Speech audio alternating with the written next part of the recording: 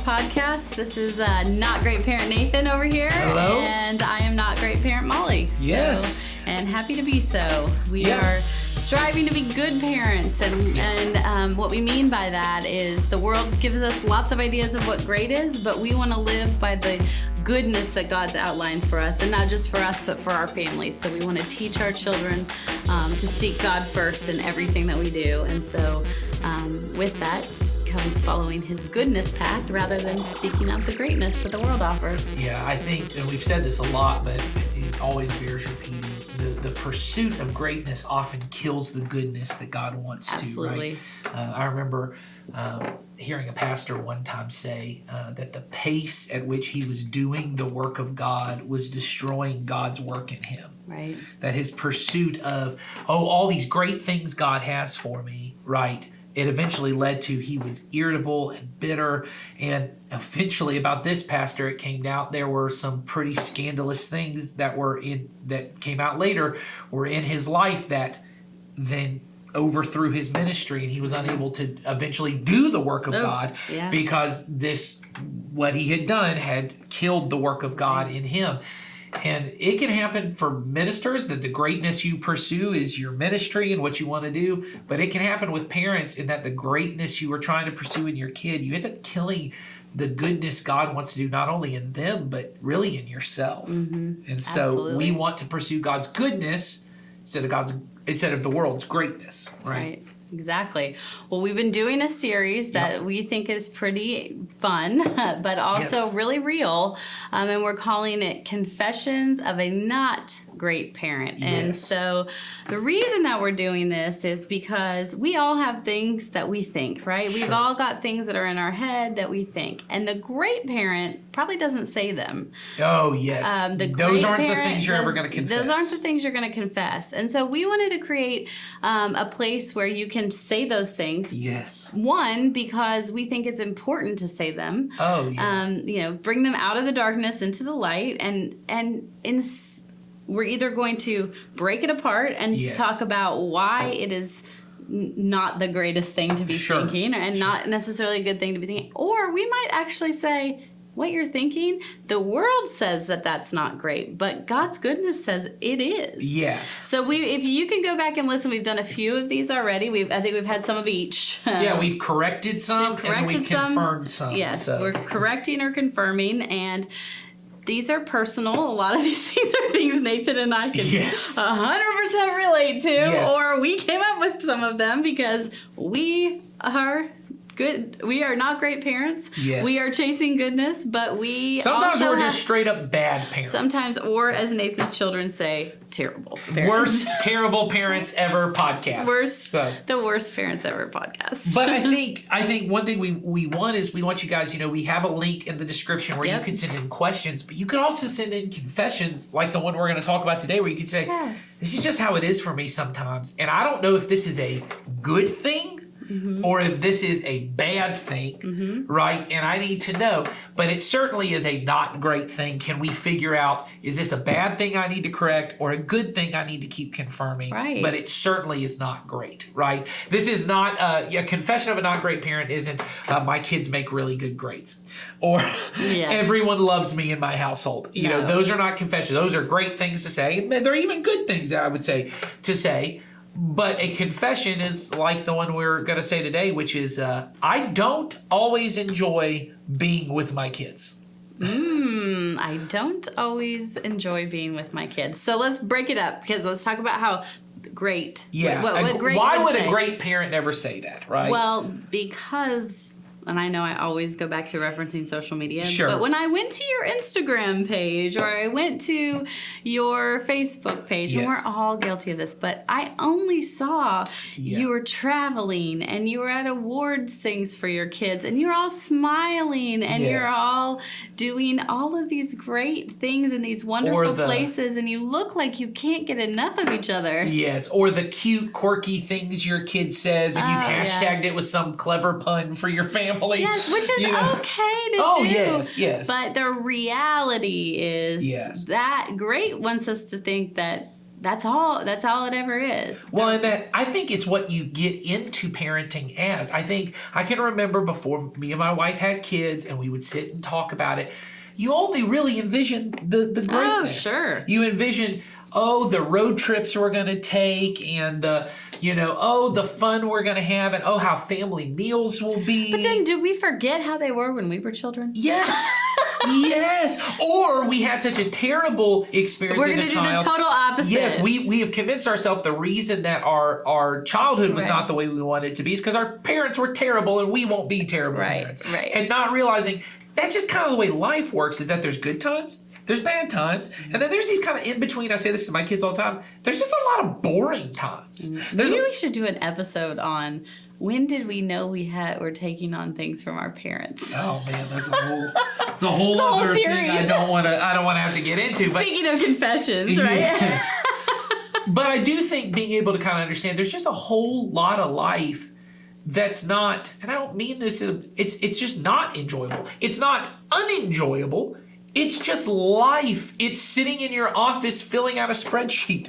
Yes. Well, maybe you enjoy spreadsheets. I do not. But I do not either. But there's it's some just part of your of life. Yes. Well, and I've said that to people. I used to say to teenagers who were like, man, I bet you do ministry and you're working with people and you see life change and it must just be so exciting. And I talk to adults who are like, my job's not like your job. It's just boring. And I'm like, a lot of my job is just a job. Mm-hmm. And I have to sit there and I have to write reports and I have to, fill Download things from one computer system to another. I have to sit in a meeting with people and go, why are we talking about this for the 7th time?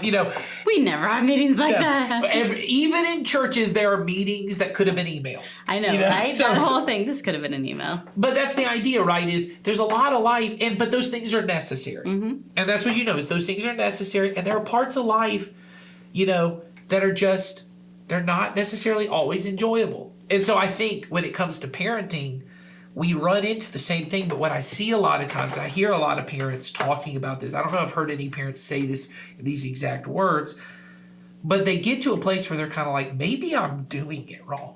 Mm-hmm. Maybe the fact that there are times I get just straight up annoyed and frustrated, and sometimes I get my feelings hurt by my kid. I get offended by the things my kid says. Mm-hmm. Especially if you got teenagers, they love to offend you. They love to say things to get under your skin. They know all the buttons to push. And you start to think, am I just doing this wrong? Am I not a good parent? Mm-hmm. Am I a bad parent? Because there are times that I just go, these kids need to go outside. Or these kids need to get away from me because I need a break. Or how about the moms that are like, I'm going to the hotel for a weekend. Yeah, so I just need to get away because so where does that sit for us? So I think often what ends up happening is when you have especially when you have, I don't know. I was going to say when you have a little baby, but my wife and I have frequently talked about the toughest time in our parenting was when we had one infant. We didn't have 4 kids. We've often said we would adopt 3 other kids before we had one more infant in our home. Right.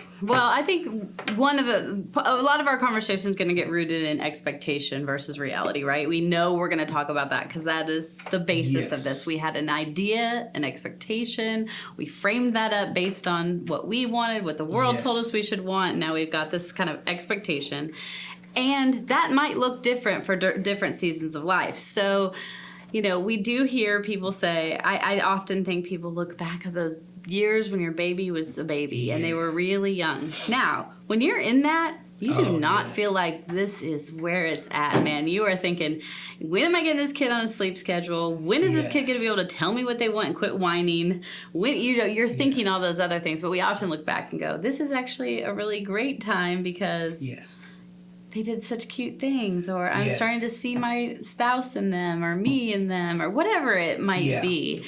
But I do think the season part is important too, because different seasons bring on different expectations. So, I think when they're little, they're a little easier to be around in some ways. Well, they don't have any of their own thoughts. They don't have their own thoughts. They're not talking back to you yet. No. And you are the one helping them form all those thoughts in those moments. So, Yes. like I said, it's still about us in a lot of ways. at Well, that and then you stage. get to the there's the separation anxiety phase, and that can be tough, or you have the phase, what do they call them now? Three-nagers, right? Where they start having all those attitudes at 3, and you're just kind of like, man, this kid is cute, but dear Lord, Right. this is impossible. Whose demon child is this? And it's your own kid. And you're like, who is this? That. Right. Then they get to that age where I remember reading, I think it said from the ages, I think of 7 to 11 or 12. If you have kids that meet any of those age ranges at the same time, they argue on average once every 30 seconds. Totally true. Which I can 100%. I have a 7, have a 8, bunch of 9, them. and 11-year-old. You have all of that. I have one, but he has a lot to say. Yeah, well, and they argue with each other. They argue with you. And where it used to be, when you had a little kid and you're riding in the car, and you kind of like taking car rides because you would ride together and maybe they'd Sweet. hum along or they'd learn the words. I had one, my youngest daughter, but our firstborn, when she was our only child, she learned every word to every song in the and it was cute. She'd do cute. that. And now I've got all 4 of them in the car, and they're arguing over which song is good and who's a better singer than the other one. She's saying the words wrong, and Oh yes, and they're fighting back and forth. And I'm most of my car ride is going, stop talking, stop talking, stop talking. We gotta get to where we're going. And I'm going, what happened? This isn't fun anymore. which is why when I see you and your wife leave here, and there are 2 vehicles, you drive home with all the girls, Well, and Jennifer gets a mental break. in Yes, those I always moments. tell my wife. I always say, would you like me to drive? Because she That's a needs good break. move on you. And I know Right. frequently she says to me, my wife's a stay-at-home mom, and she goes, what happened? I feel like such a bad mom because some days I just go, these kids need to go outside because they're driving me nuts. Or then you get to the teenage years and your kid is crass and rude. If you got, I don't say this. I got girls, and girls. I mean, they're gonna hate me for saying this. They're smelly too. Yes. Girls are Yeah. just as smelly as boys, and they're they're hormonal. So their emotions they go from angry to sad to happy, and it's all over the place. And there are some days you're like, my kids are gonna have to go to camp every week of the Yes. summer because they just got to be gone, and you start to feel like if I was a great parent, I would love every phase, and I would love feel every minute we're together. Yes. And it would just be this thing where I saw the unique beauty in them and all these things. And the first thing I want to say, we didn't actually write this down when we were talking about it before. The first thing I think is important to remember as a parent, and this is sometimes we forget this because we have this imagined innocence idea of our kid. Our kids are sinners. They're Yes. dirty, rotten, little sinners. Even at birth, even when they're young. Yes, that's what you start to see is from a very early age. They start to get sin is so much in our world. It gets into our flesh so quickly. It doesn't take much for kids to start realizing I'm not really upset, but if I pout and I lie that I'm really upset, then maybe mom and dad will give me what I want. Their first word is no. Yeah, they start to learn to fight or mine. A mine is the first thing they start to say or whatever it is. They learn to hit when another kid does. They learn to.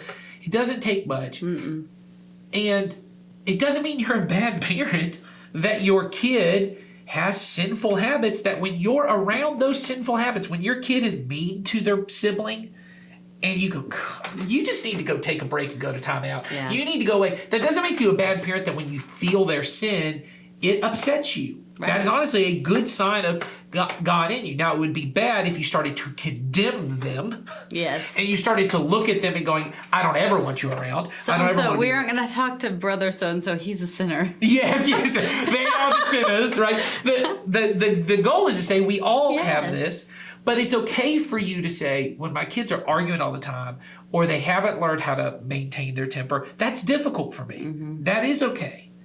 The other part, though, this is where you move from a great parent, to a good parent, is to then go, part of my job is to help them learn how to deal with these impulses and desires and these, temper tantrums and all those kind of things. And that may be, we've already talked on other episodes about, consequences and things like that. Or controlling our own behavior. Controlling our own behavior. And a lot of times, this is what I'm learning these days, a lot of it is just through a lot of grace and a lot of, I don't have to get involved with everything. And it's okay that they fought with their sister, and it's okay that they did this thing. It doesn't mean that what they did was okay. But my job as the parent is not to get involved with every argument and make sure everyone's behaving the way they should behave.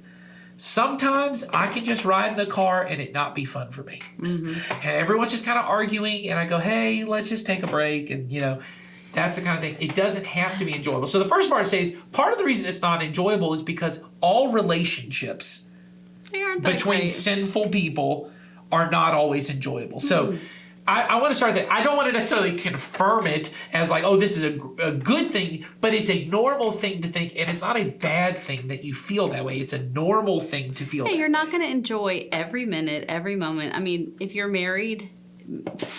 Nope. Has that been fun? Every minute, every No. moment. No. No. And it also tracks through different seasons. Things are harder or lighter than others. And you'll have that with your kids. And it won't be all of the kids at the same time. You have 4. You may go through a really great season with one of them, and the yes. other 3 are killing you. Well, that's why, and I remember my dad saying this to me And then at all one of a point. sudden everything's the other one's the favorite child. Yes, well, my dad said that to me at one point of, he used to say it to us all the time of, that he didn't have a favorite kid, but at different seasons of life, he did feel closer or did enjoy his relationship with one kid more than the others. And I remember at the time going, what in the world does that mean? Because Yeah. you weren't a parent yet, but also the great would never say that. Yes, exactly. But I remember I now have experience, and my kids are so close in age. It's not really seasons. It just is certain days. Certain days that Hours.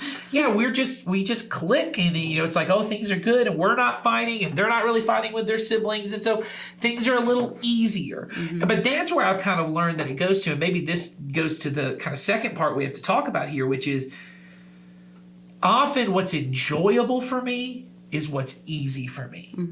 And so often what I have to look at is it's not that me and one kid, we just click really well. It's just that for whatever reason, it's really easy.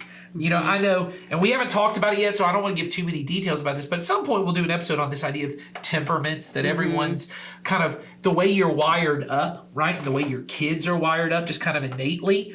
You communicate in certain ways. You also just perceive the world in certain ways. You kind of enjoy different things because of the way you're wired up. Molly and I, if you want to know, we are the same temperament. So it's why there's a lot of energy on this podcast. We speak fun and... Yes. And so I have one of every of the 4 temperaments in each one of my girls. Nice. Represented. And my wife and I are different temperaments. And I have 3 people in my house, all of which are different from me.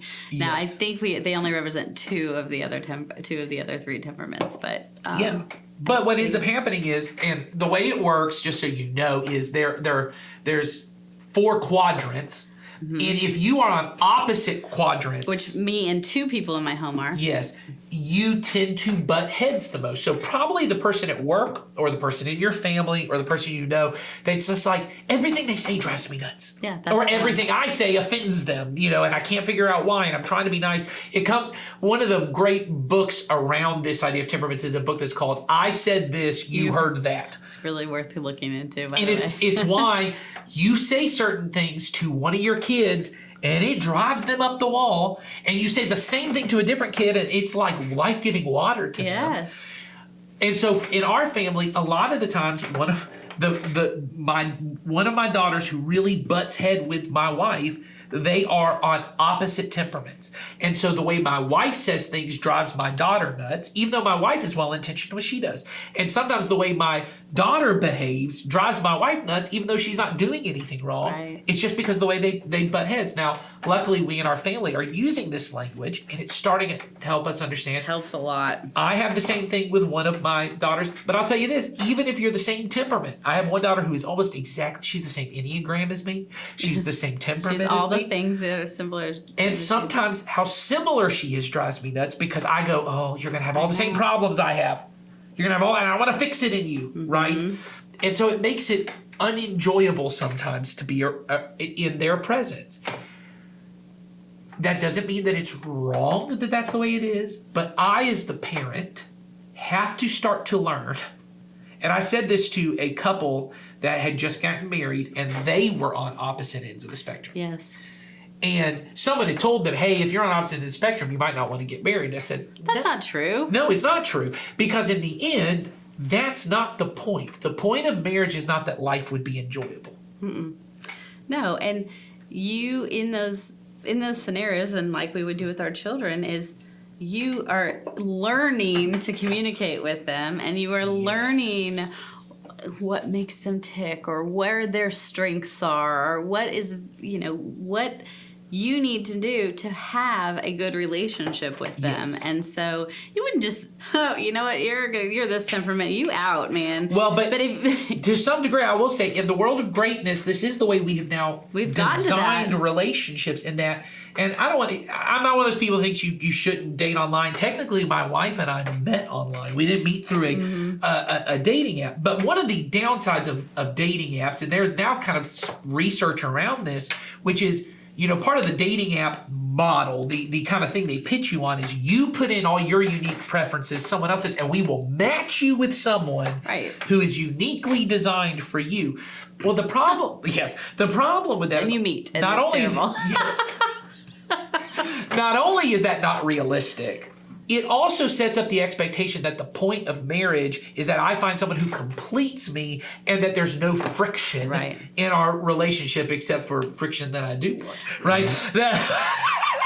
Maybe we have to cut that. I don't know. you don't have to cut that, but let's not say it again. Okay. So that you would have this kind of frictionless relationship where we never butt heads. Right. We always see eye to eye. And so what it does is it sets up this expectation that the point of family is that we're all just easily we just gel. We just gel. We have a family vibe that just Yes. all molds together, and we're always trucking in the same direction. And that is not reality, folks. Well, and I think it work. gets away from God's ideal of marriage, which God's ideal of marriage was what we've talked about this all the time, but it's two unique people dying to themselves to become one flesh, to become a new being. Well, that's a process, right? And so in the case that we're talking about here, it's color-coded, your temperament. So if Yes. I'm a yellow and my spouse is a blue, right? Or if I'm a green and my opposites, spouse yeah. is a red, we're on opposite ends, right? We're naturally butt heads. The process that God is doing to make me holy, to make me the kind of person who will love another person like Jesus loves me, which Jesus loves me in a self-denying kind of way, which means life doesn't always go my way, and I give that up. It's about me learning to go, how do I change the way I naturally communicate?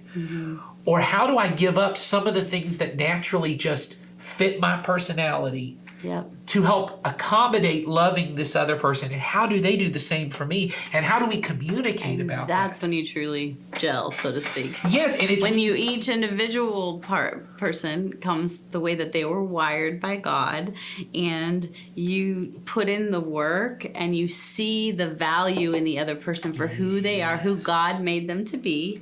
yes. And it isn't always perfect, but No.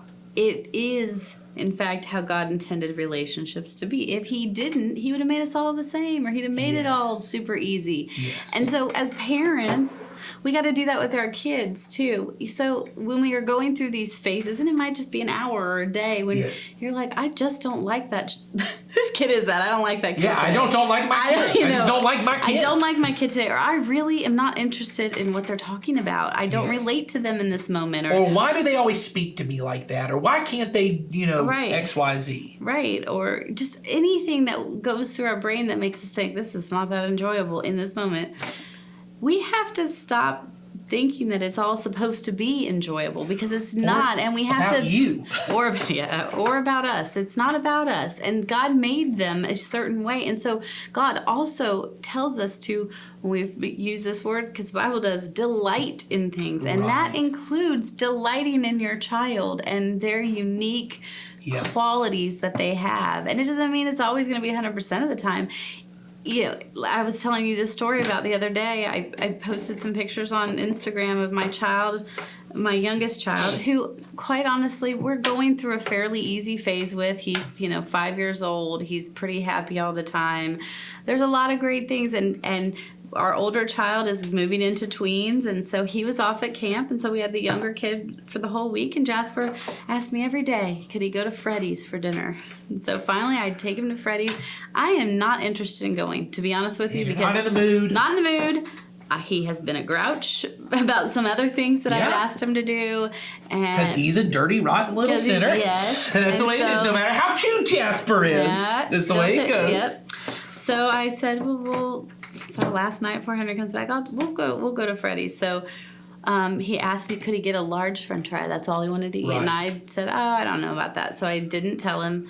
And then I did, on the sly, order him the French fries that he wanted. And when we sit down to wait for it, I tell him. And you guys would think that I just gave that child a lottery ticket or like a lifetime pass to Disney World, because he was so excited. And it was cute, but what it reminded me in the moment is, even when things are hard, I need to delight in the little things and realize that, like, it's not about me and us having this perfect moment right here. It's really, I need to appreciate and see those unique things about my child. And what my child does is he brings joy to these little things that I would never bring joy to. Yes. And so when I was able to sit there at that table and think about it like that, the whole rest of the day, when he was boo-hooing about stupid stuff, pretty much went out the door, because I realized he has this joy in him that if I don't stop and listen to, I'm going to miss it.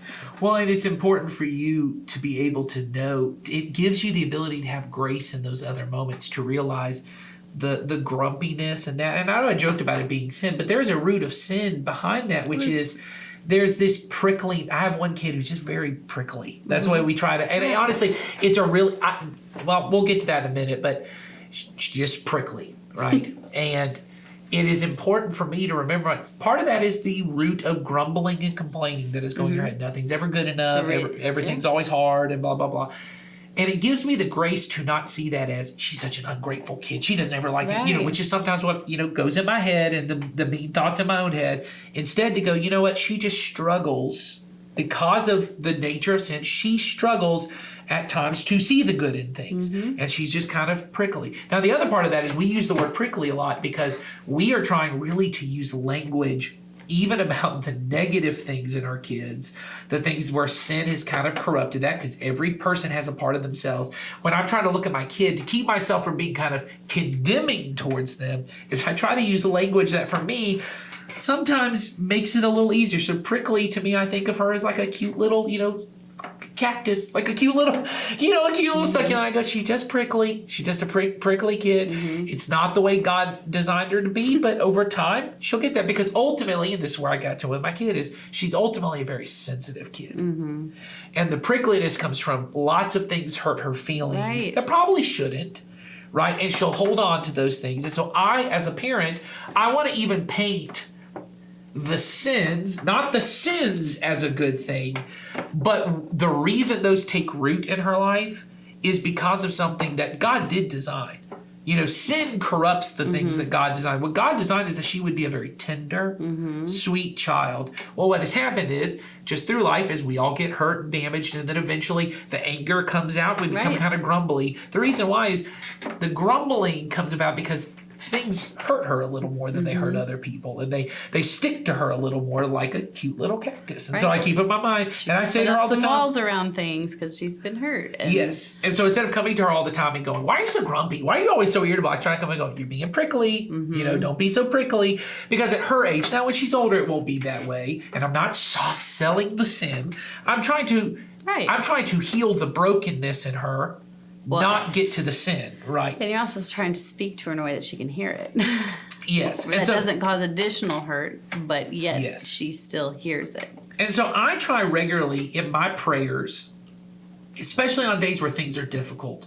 And a lot of things in our home are very chaotic and just all the time with all the struggles that our girls have. And so there are a lot of days in my prayers that I just have to go, God, just remind me of all the beautiful things about my kids. Today's going to be tough. There's times I'm going to be irritated with them. There will be times I'm not going to enjoy being around them and I'm going to have to do it. Can you help me to see the beauty? And then occasionally we as a family will sit down and we have these times where we say, what's one thing? We don't use the word delight. I have before, but one thing you just really like about this person. We put someone in the hot seat and we all go around and say something. And so, I'll talk about how one of my favorite things about Destiny is I love that Destiny is so responsible, right? She is so responsible. She has a real heart for anybody who's left out. She's always looking for people who are left out. So I just tell her, I said, that's something that God made unique about you, and I hope you will let God use that in your entire life. Or that Heaven is the most cheerful kid. She never wants to be sad. When she's sad, she feels her sadness all the way to the floor because it finally has broken her down, but she just wants to have fun and be cheerful, and she wants everyone else to have fun. She's always looking out to make sure everyone else is having a good time. Or how Faith, I talk about, I look at her and she is one of the most genuinely compassionate kids I know. Very much so. She just loves taking care of other people. And I tell her, I said, and she has a real heart for justice. There's nothing we ever watch in a movie that if someone's being picked on, she's not ready to punch a hole through the TV, because no one should ever be picked on or left out. And then I look at Corinne, and Corinne is one of the most tender, sweet kids I've known. And it really does remind me of myself as a kid. I was a very quick to cry, very quick to this, but it's because she just has this heart she really feels God's love in all things. And she's, a really smart kid and all this. So I always try and tell them, these are the things I delight. That's a great that practice is a great practice for your family to do. And it's good for them to hear their sisters say the same thing. Exactly. A lot of times there's lots of arguments. It's good for them to hear, and we tell them, you got to come up. And sometimes it's tough. One of them goes, I like her hair. Yeah, we started it. We try to do this thing at night. Especially, I've done it more with Jasper probably than Henry, but try to do it with both of them. Where when I'm tucking them in or whatever, I'll say something. And we used to call it a game. Yeah. Let's play this game, and you have to tell each other something that you love about them. Well, yes. It doesn't have to go both ways, but Jasper likes to try. Yes. So I'll tell him, something about him, and I'll say, but here's the deal. It can't just be I love you, or It can't just be I love you because you're my mom. I'll say, so I'm going to tell you something about you. It also helps him get more comfortable hearing things about himself. That's right, yes. And so I'll just say things to him, and the smile that you get, or the look that I get from him is as a child that's thinking through that beyond just the, oh, I love you. He's really thinking about what those things are. Yes. It's an encouragement to them. Helps them. I see who they are. But for me as a parent, I have moments where I do not always enjoy my children. Every one of us does. Yes. But I want in those moments to find delight in my child, even if the moment is hard. So remembering those little things, taking those hard moments and going, but what God did you put in this child, and help me, God, to see what you want me to delight in. And if I can make that my prayer, when I'm speaking to God, make that my prayer, He will show me those things. And then in turn, gifting my child with those words in return is just huge. Yes. And it's the hardest time to do it when they're driving you nuts. Well, the way I said it to Molly is, I said earlier, this is a good preacher way to say it, because you got to come up with cute little phrases. You may not always enjoy all things, but the Bible says that in all things you can rejoice. There you go. You see, in all things. This is why we had the preacher guy come on with us. But I think there's the truth of that is enjoyment is really, it's the way you're wired up, and it's the way you interact. Like I do not enjoy baseball. You're wearing a baseball shirt. I do not enjoy baseball. Right.